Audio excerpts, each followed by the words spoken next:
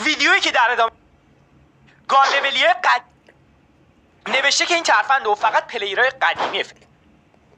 یه تغییر که تو آپدیت الیت پنتر قدیم کاراکتر آلوک در سالش این ایران